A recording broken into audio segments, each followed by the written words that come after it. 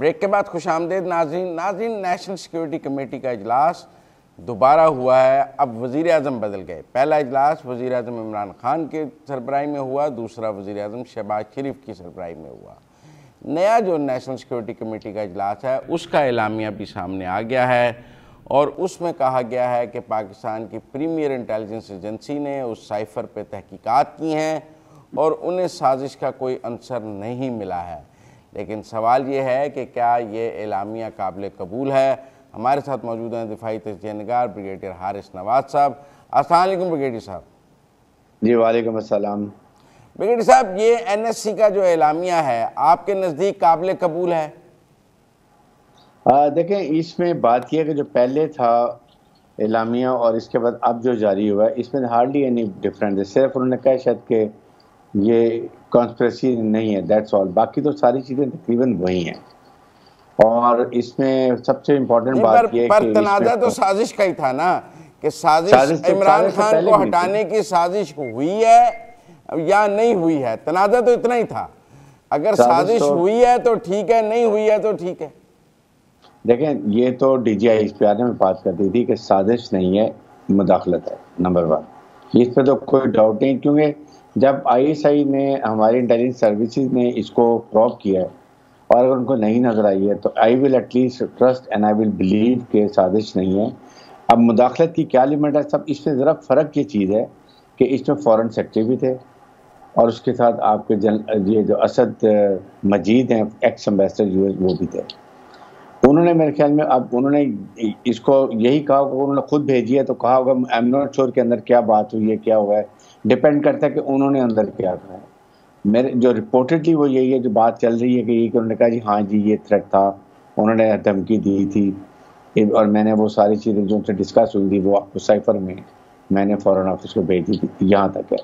अब इसके बाद जो वर्जन सामने आया है फॉरेन मिनिस्ट्री का वो ये है कि उनके साइफर की आखिरी 3 लाइनें जो उन्होंने कंक्लूड की थी वो ये था कि एक तो डिमार्च दिया जाए और दूसरा अमेरिका से ये पूछा जाए कि ये इस जो एहलकार की ज़ाती राय है या हुकूमत की राय है। लेकिन शाह महमूद कुरैशी साहब ने डिमार्च देने से भी रोक दिया और ये पूछने से भी रोक दिया, क्योंकि वो उसको पॉलिटिकल इशू बनाना चाहते थे। वरना 8 मार्च को आए हुए का 9 मार्च को डिमार्च हो जाना चाहिए था, 10 मार्च को हो जाना चाहिए था और पूछ लेना चाहिए था डिमार्च में। तो असद साहब तो कह रहे हैं कि जो मेरा कंक्लूजन है वो आखिरी 3 लाइनें हैं। बिल्कुल ठीक है, यही उसमें लिखा हुआ है कि यही कंक्लूजन था कि नंबर 1 डिमार्च, नंबर 2 ये भी बिल्कुल आपकी बात ठीक है कि ये इट्स द इंडिविजुअल ओपिनियन और ये स्टेट डिपार्टमेंट की ओपिनियन है। आई थिंक ये बिल्कुल ठीक बात है। और मेरे ख्याल में ये भी बिल्कुल ठीक है कि पोलिटिकल यूज के लिए इसको होल्ड किया गया कि वो इसी कॉन्फ्रेंस खत्म हो जाए, उसके बाद हम लेके चलेंगे। और उसके बाद डू यू सी के इस एलामिये के बाद अब जुडिशल कमीशन भी बनना चाहिए, या आपके ख्याल में बात खत्म हो गई है, ISI की तहकीकात हो गई हैं, तीनों सर्विसेज चीफ्स, इंटेलिजेंस हेड्स ने बैठ के बात कर दी है और अपना कंक्लूजन दे दिया है, केसेस क्लोज, या जुडिशल कमीशन बनाया जाए? देखें, जुडिशल कमीशन का एक तो ये होता है कि जुडिशल कमीशन का फ़ायदा इसलिए नहीं है कि कितने जुडिशल कमीशन हुए हैं और उनके रिकमेंडेशन पे कहाँ वो पब्लिश होते हैं, वो बेस्ड हो जाते हैं। फिर उसके लिए ज़रूरी होता है कि आपके जिसने ये किया है उसको भी बुलाया जाए। तो क्या स्टेट डिपार्टमेंट का कोई रिप्रेजेंटेटिव आके ये बात करेगा? नहीं करेगा।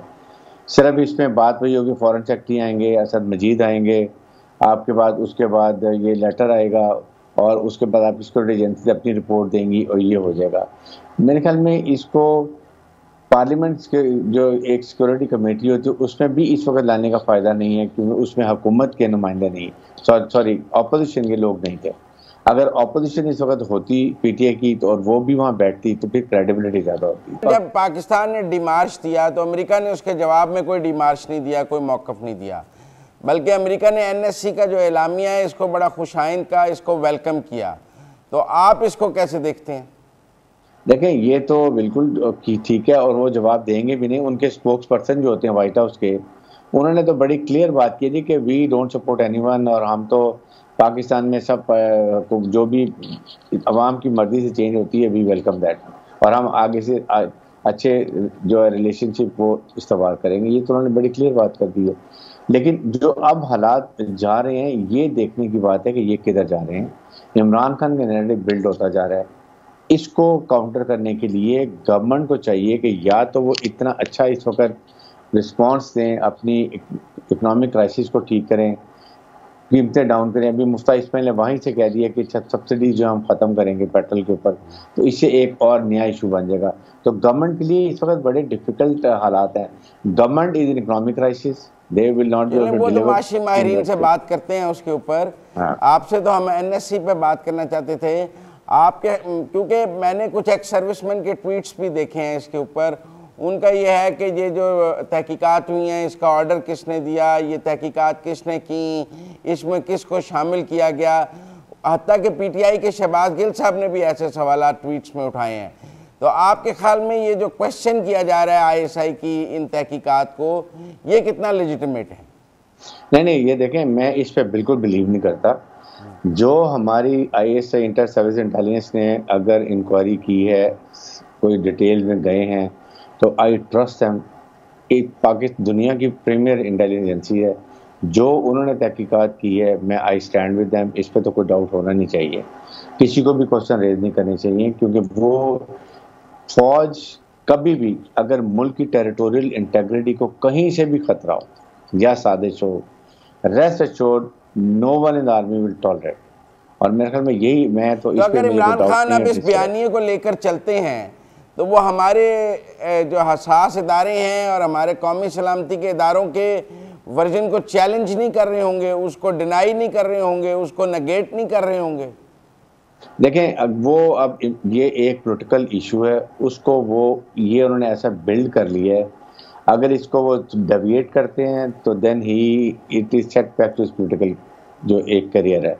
इसलिए जो फौज ने जितना करना था कर लिया, इससे ज़्यादा फौज अब कुछ भी नहीं करेगी। फौज ने अभी कहीं ना इंटरफेयर कर रहे हैं, वो आराम they're doing your operational works. इसलिए इससे आगे अब ये पॉलिटिकल इशू है, इसको कैसे लेके चला जाता है, ये आपकी हुकूमत की और पॉलिटिकल दूसरी ऑपोजिशन की बात है। ये पॉलिटिकल इशू तो नहीं है, ये तो कौमी सलामती का मामला है। अगर कोई दूसरा मुल्क हमारे मुल्क में हुकूमतें उलटने की सलाहियत रखता है, रजीम चेंज की सलाहियत रखता है, तो ये तो हमारे इंटेलिजेंस इदारों का सवाल है कि वो ऐसी साजिश को नाकाम बनाएं। कौमी सलामती के इदारों का ये पॉलिटिकल इशू तो नहीं है, ये तो नेशनल सिक्योरिटी का इशू है। आप इसको पॉलिटिकल इशू कहते हैं? नहीं, मुजम्मिल साहब देखें, बात यह है कि हमारी जो है सिक्योरिटी एजेंसीज ने अपनी जिम्मेदारी पूरी कर दी। उन्होंने अपना वर्शन नेशनल सिक्योरिटी कमेटी में भी दे दिया, and that is the end of it. अगर इमरान खान झूठ बोल रहे हैं तो उनको अब प्रोसिक्यूट नहीं करना चाहिए? जब नेशनल हसास इदारों ने इन्वेस्टिगेट कर लिया है तो now if he is defying that, तो उन्हें प्रोसिक्यूट नहीं करना चाहिए इसके ऊपर, क्योंकि नोबडी इज अबव लॉ। नहीं, प्रोसिक्यूट करना चाहिए। तो प्रोसिक्यूट करने के लिए हुकूमत पाकिस्तान बैठी है ना, they should take the action. Why army should be involved? और एक और फिर एक नई रोज शुरू हो जाए कि फौज ने किसकी साइड दी है, क्यों कर रहे हैं। ये वो बात अगर अपने लेवल पे देखें, डीजीआईएसपी ने 2-3 बातें क्लियर कर दी थी कि उन्होंने इसमें जो है मुदाखलत की है, अनडिप्लोमेटिक लैंग्वेज थी, जिस पे उन्होंने हमने वो डिमार्च करता हो गया मिनट्स उसके डिमार्च का। तो असद साहब ने भी कहा कि जो मेरा कंक्लूजन था कि डिमार्च होना चाहिए। तो यही जो यूएस एक्स एम्बेसडर ने बात की, वो नेशनल सिक्योरिटी ने बात की है। लेकिन अब इसके बाद जो है ये हुकूमत और पॉलिटिकल ऑपोजिशन की बात है।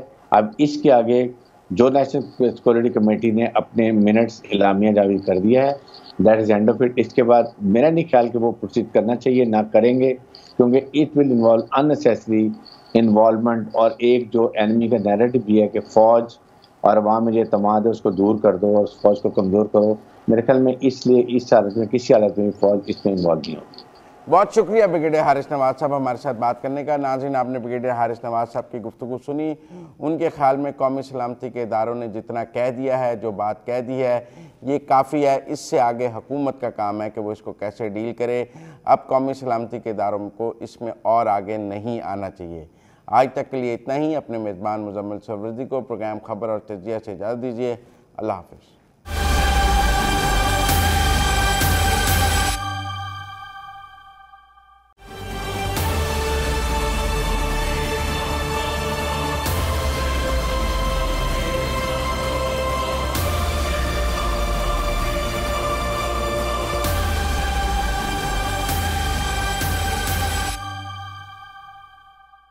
अस्सलाम वालेकुम नाज़रीन, प्रोग्राम खबर और तजिया के साथ मैं हूं आपका मेज़बान मुज़म्मिल सुरवरदी।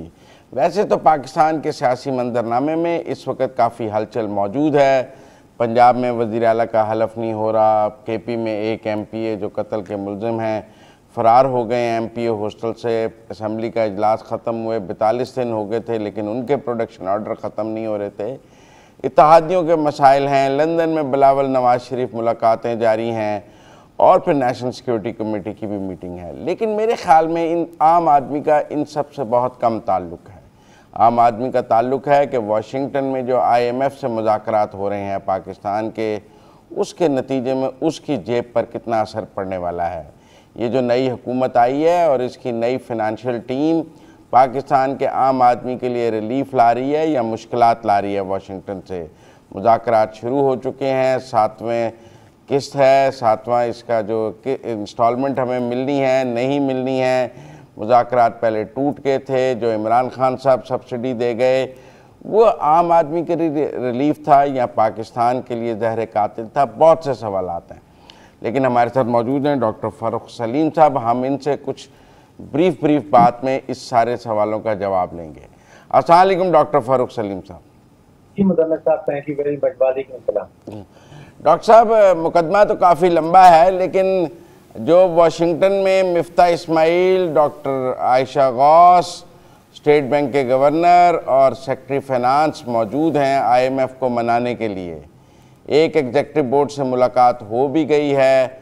आपके नज़दीक ये जो हमारे IMF से मुज़ाकरात हैं ये अब मज़ीद सख्त शराइत पर होंगे या इस हुकूमत को कोई वेवर मिलने का चांस है?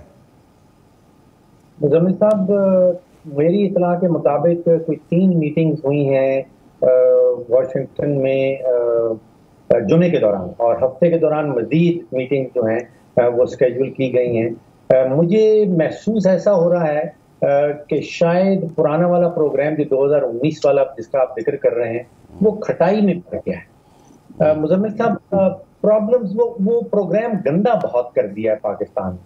आप जरा ये सोचिए कि IMF एक दुनिया का वो सबसे बड़ा मालियाती इदारा है।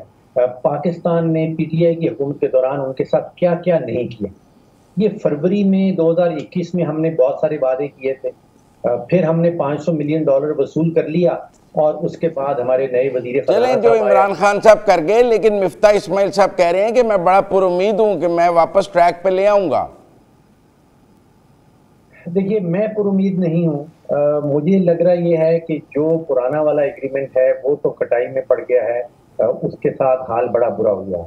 हमने बेतहाशा वादे किए और वो वादे पैसे वसूल करने के बाद फौरन हम सारे वादों पे मुकर गए, और ये एक बार नहीं एटलीस्ट 2 दफा हुआ है पिछले कोई 2 सालों के अंदर। अब जो शराइत सामने आ रही हैं कि पेट्रोल की सब्सिडी जो वो ख़त्म करनी है, जो मैं वाकई समझता हूँ कि वो बारूदी सुरंगें इमरान खान साहब बिछा गए थे नई हुकूमत के लिए, जिसका नुस्खा तकरीबन 3 अरब रुपया रोजाना का है या 100 अरब रुपया माहाना की बुनियाद पे बनता है, और ये वो 100 अरब है जो हुकूमत के पास एग्जिस्ट ही नहीं करता।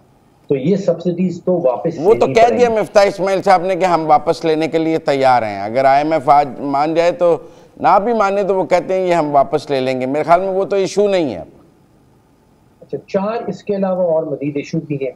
एक तो टैक्स एमनेस्टी जो कह रहे हैं खत्म करना, वो वाकई मैं भी समझता हूँ कि पाकिस्तान के फायदे में इसको खत्म कर देना चाहिए। वो भी हुकूमत कह रही है हम खत्म कर देते हैं। जी, बिजली के रेट बढ़ाने हैं, वो हम ऑलरेडी बढ़ा ही रहे हैं। इजाफी टैक्स लगाना, वो मैं समझता हूँ कि हमें IMF के साथ उसको निगोशिएट करना होगा। इजाफी टैक्स लगाना इस वक्त जो है वो पाकिस्तान की मईशत के लिए अच्छा नहीं। तो ये 5 शराइत में से 4 तो मैं समझता हूँ कि हम मान जाएंगे या एटलीस्ट किस्तों में मान जाएंगे, अगर यकमुश्त एक साथ इकट्ठा ना भी माने। लेकिन जैसे मैंने शुरू में कहा कि इस वक्त शायद जरूरत इस चीज की है कि हम कोई नया IMF के साथ प्रोग्राम निगोशिएट करें। एक उनकी मुजम्मिल साहब फैसिलिटी कहलाती है रैपिड फाइनेंसिंग फैसिलिटी या इनिशिएटिव। उसके तहत अगर आपको बहुत संगीन इमरजेंसी हो जाए डॉलर के फुकदान के हवाले से, तो वो आपको पैसे मिलते हैं बगैर किसी कंडीशनैलिटी के। जब आप इब्तदाइया अपना सुना रहे थे तो मुझे श्रीलंका बहुत याद आ रहा था क्योंकि उसमें आपने मईशत की बदहाली और सियासी अदम इस्तेहकाम को जोड़ा आपस में। डॉक्टर साहब, फिर आप तो ये समझा रहे हैं कि IMF के पुराने प्रोग्राम को छोड़ें, उस गंद में दोबारा ना जाएं और रैपिड फाइनेंसिंग फैसिलिटी के तहत $1 अरब लेके वापस आ जाएं। मुज़म्मिल साहब, 1 अरब का मामला नहीं। देखिए, इस महीने और जून के दरमियान अगले 3 महीने में आप सोचिए कि तकरीबन 3 से 4 अरब डॉलर हमने कर्जा जात की शक्ल में वापस करने हैं और लगभग 6 से 7 बिलियन डॉलर का करंट अकाउंट का खसारा आएगा।